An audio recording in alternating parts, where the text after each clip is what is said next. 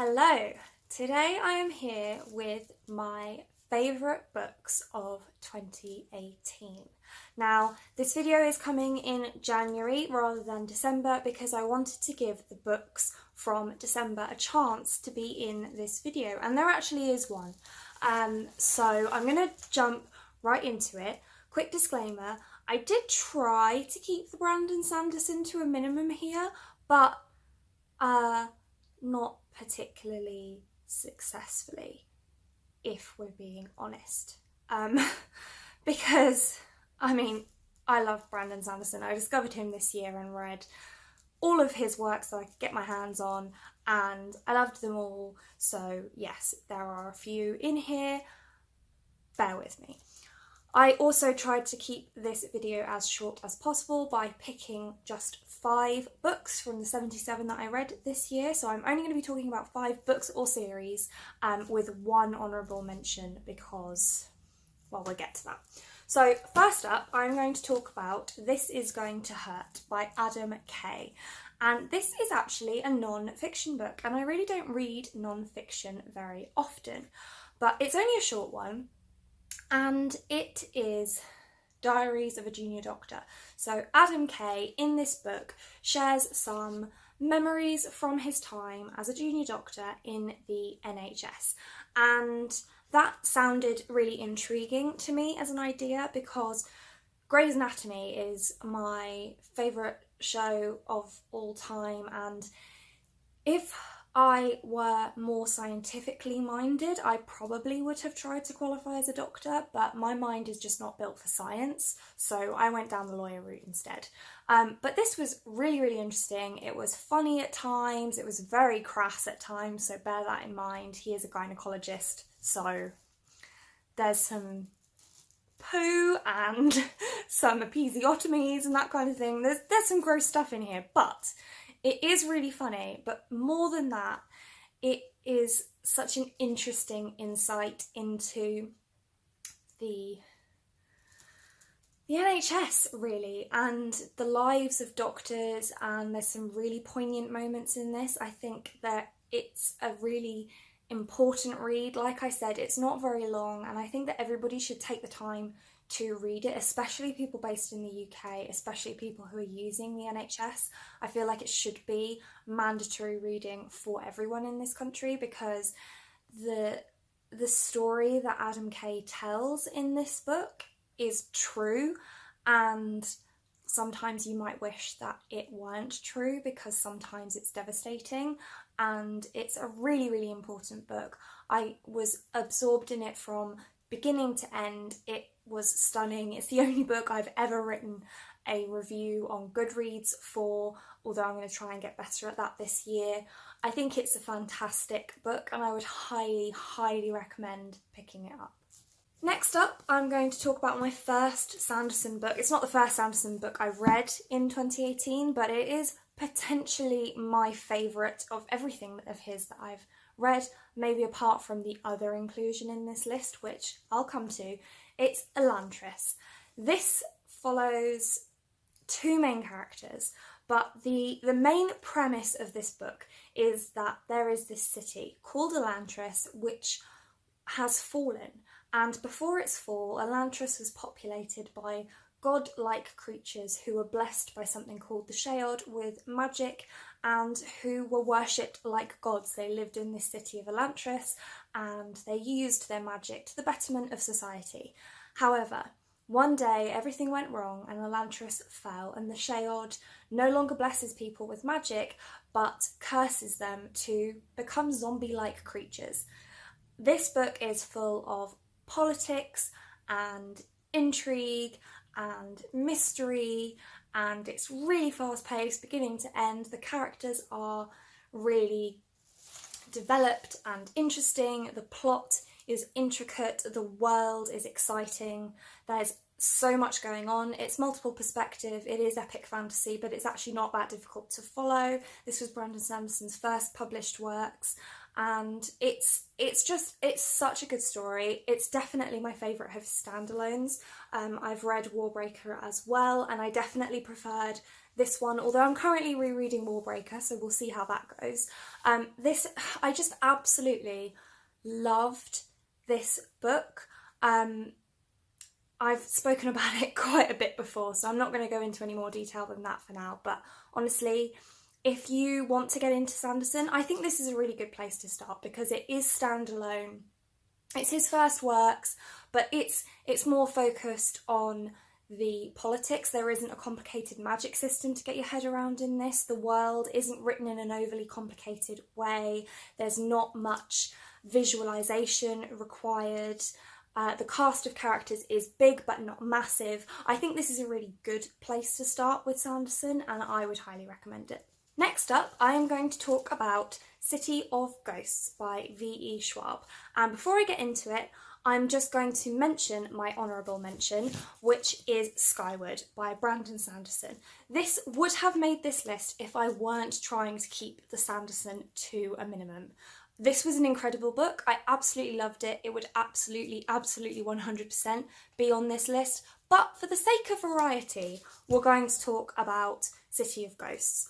I liked both of them. They were both 5-star reads.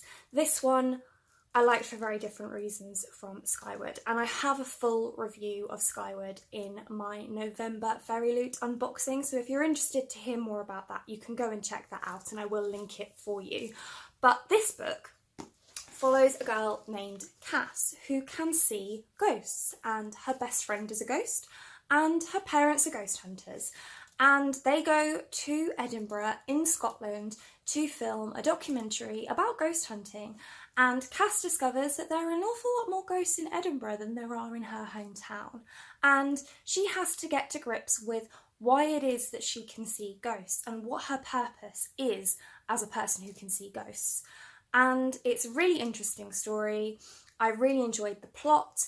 Because it's urban fantasy, well, paranormal fantasy really, it's set in our world, so there's not a lot of world building that is needed in this, and because it's a middle grade novel, the writing is fairly straightforward and the pace is very quick, which I personally really enjoy. I like a pace that just gets going straight away. I don't like a load of exposition at the beginning of my books. I don't hate it, and in some cases I really enjoy it, for example, but I just really enjoyed the pace of this one. I enjoyed Cass as a character.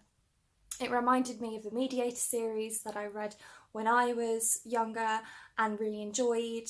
And I just really enjoyed this book. It was a big surprise to me because I've been very up and down with Schwab's writing. I read the Monsters of Verity duology earlier in the year and I liked it, but I didn't love it. And then earlier in the year, I read the Shades of Magic trilogy and I was kind of ambivalent towards that one. So I was a bit apprehensive going into this book, but actually I really loved it and I would highly recommend it. Don't be put off if this isn't your usual kind of genre, because I think it's a fairly quick and easy read. It's only about 285 pages, so it's not a huge endeavour.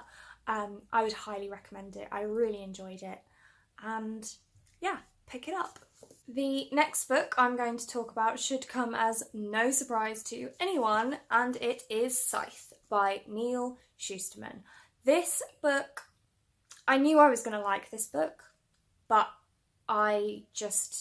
this book was incredible. The pace was intense. It was go for the entire thing. The amount of twists, the amount of shock moments, the amount of oh my god, what is happening moments in this book were fantastic. This is a utopian series that follows two apprentice scythes. Scythes are people who are allowed to kill people because in this world humankind no longer die. They have cured everything that could possibly bring about death, and if you want to jump off of the top of a tall building for fun, you can, because you'll be revived. But if a scythe kills you, it's called gleaning and it's permanent. And nobody wants to be a scythe, but once you are one, you have a lot of politics to deal with, you have a lot of ethics to deal with, you have a lot of soul searching to deal with, and you, if you're a good person, have a lot of guilt to deal with. And this book is incredible. It explores the morality around scythedom and the politics within scythedom and the different ideas about how scythe practice should work. And in the background of all of that, you've got two young people who are trying to learn the ropes and who are dealing with an awful lot more than just learning to be a scythe. There is a lot going on in this. It is so great. We have some great characters. Citra and Rowan are our protagonists. We have Scythe Faraday, who love him. We have an antagonist who I hate so much. I don't think I've hated an antagonist quite as much as the antagonist in this series ever. I hate him with a fiery passion, and I love it. This series, honestly, just if you haven't already read it, please pick it up. It's so good, and I cannot wait for the third book to come out in the year 2019. It's called The Toll. I don't know when it's coming out, but I want it yesterday. It's incredible. Please read it. Finally, we are going to talk about my favourite series of the year. And this is a beast, and yes, it's by Brandon Sanderson, and I mean, I don't think this is going to come as any surprise, really. It's the Stormlight Archive. We have The Way of Kings, Words of Radiance, and Oathbringer. I read a lot of epic fantasy anyway. It's kind of my thing. I love getting lost in an intricate world with lots and lots of characters and a complex magic system. It's what I enjoy. So I wasn't intimidated by the size of these because they're big books. They're each over 1,000 pages long. They're big. The world is big. The magic system is complicated. The cast of characters is huge. None of that daunted me, and neither did the length. The only thing that I was slightly worried about was the fact that this is projected to be a 10-book series, and so far there are only 3. So that worried me a little bit, but I didn't need to be worried because each one of these books stands on its own. It's such an incredible series that is rooted in characters that you will just adore. They are real people. I feel like I can reach through the pages and give them a hug, and some of them really need a hug. Like, I cannot tell you how pleased I am that I picked up this series of books this year. Well, last year. I will be rereading it. In fact, I'll be rereading it in 2019. I think I'm going to reread them as audiobooks. Just because I kind of want to see what that experience is like. But honestly, these books are just incredible. And it's very difficult to tell you what these are about because there's so much going on and because I'm always very cautious about spoilers. But really, this has all the standard hallmarks of epic fantasy. It's good versus evil, it's learning magic, it's discovering yourself, it's all of that good stuff and so much more. In these 3 books, we follow 3 main characters. So we have Kaladin, who is the main protagonist in The Way of Kings. We have Shallan, who is the protagonist in Words of Radiance. And then we have Dalinar, who is the protagonist in Oathbringer. And each character is in each book, it's just that each book focuses on one of the characters in particular. So I'm going to talk more about The Way of Kings because it's the first book, so we are less likely to get into spoilery territory with this one. But essentially, we're following all of the characters in this one in their different parts of the world, and this series is set on the planet of Roshar, and each of the characters has their own intrinsic story. So we have Kaladin, who was raised to be a surgeon but then became a soldier, and now he's a slave and he's living through very, very dire circumstances. Then we have Shallan. She is living the life of a scholar, an apprentice scholar. And then we have Dalinar, who is the uncle to the king and who is fighting a war that seeks vengeance against the assassination of his brother, who was the king, and now the king's son is on the throne. None of those are spoilers because all of that kind of gets revealed in the first, probably about the first 200 pages, which sounds like a lot, but when you're talking about a book that's 1,000 pages long, not really. But this is a series about those characters all discovering themselves, and there's so much more to it than the plot, and I don't know how else to describe these series, but I wouldn't necessarily say, if you're not used to reading fantasy, don't jump into these first because it's a lot. But if you are used to reading fantasy, but perhaps you're not used to reading epic fantasy, I'd still say that this is a pretty good place to start, because even though they are big books, they don't feel dense, they're not wordy, they're not difficult to follow, there's not lots and lots and lots thrown at you all at the same time. Although there's a big cast, it's introduced very gradually, so you're already familiar with some characters before new characters get introduced. It's big, and it's a big undertaking and a big world, but actually I don't think it's difficult to read at all. I think it's easier to get into these books than, for example, the Mistborn trilogy. I think is slightly more difficult to get into because it's a bit more complicated in a smaller period of time, and because with these books you've got so much space, there's not so much information thrown at you quite as quickly, which for me that makes it easier.